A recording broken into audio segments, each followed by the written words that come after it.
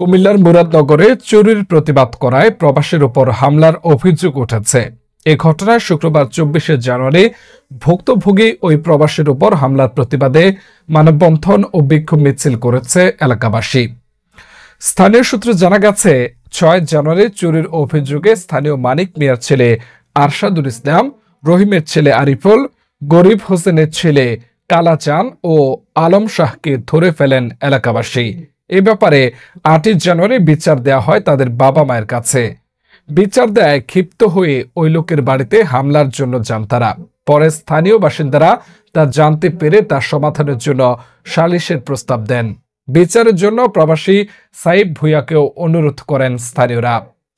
এই ঘটনার কিছুদিন পর ২১ জানুয়ারি স্থানীয় বঙ্কার বাড়ির মোড় দিয়ে যাওয়ার সময় সাইফ ভুঁইয়ার উপর হামলা করে জখম করে স্থানীয় আওয়ামী লীগ নেতারা।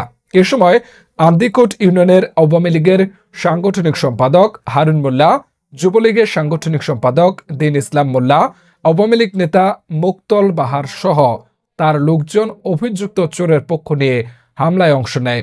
এ সময় সাইফ ভুঁইয়াকে উদ্ধার করতে গেলে এলাকার সাধারণ মানুষের উপরও হামলা করে তারা।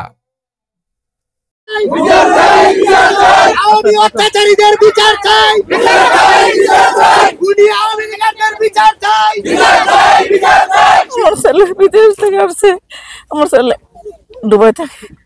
আসার পর আমার ছেলে জানি সবার সাথে ভালো চলে, তারা ছেলেরাও চুরি করে, গাঁজা খায় বা বেচে।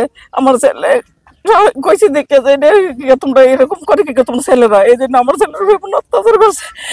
আমার ডাবল লাগে, ছোট ডাবল, উনি দুবাই থাকে। দুবাই থেকে আসার পর এখন চুরি ডাকাতি ছেলেরা এরকম রংবাজি করে, মুক্তলের ছেলেরা বাতিজারা এদের বিরুদ্ধে একটু কথা বলার কারণে, শাসন করার বলার কারণে হাত থেকে ছিল ওই দিন ওনারে দইরা ফাটে ফালা এরকম মার দূর করার পরে আবার উনারেই ফিরা মামলা দিয়া দিচ্ছে।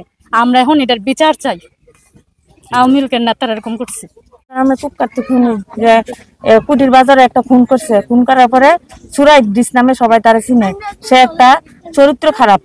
সে কুটির বাজারে এক ছেলেকে খুন কইরা তারপর তারা জেলে নেওয়ার পর তার ফাঁসির রাইছে, ফাঁসির রাত থেকে তারা যাবজ্জীবন দিছে। যাবজ্জীবন থেকে তারে হাসিনা তারা বাড়িতে আনছে। আনার পরে তার জন্য কোনো মহিলারা বাড়িতে সুষ্ঠুভাবে রাইতে ঘুমাইতে পারে না।